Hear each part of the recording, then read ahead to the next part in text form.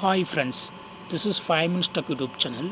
Here is Samsung Galaxy M33 5G smartphone.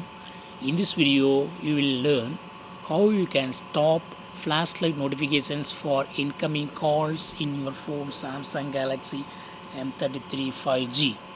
Princey, This is incoming call and the screen is flashing and also flashlight is blinking in the back side. If you want to stop the settings, you can do it.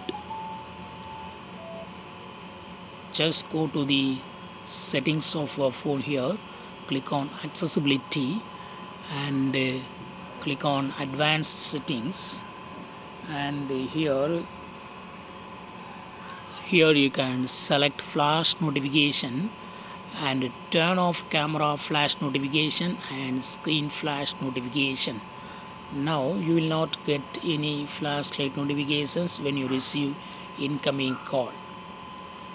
So wait, I will receive a call and Princey, yes, call is receiving and there is no screen flash and also there is no flashlight in the back side.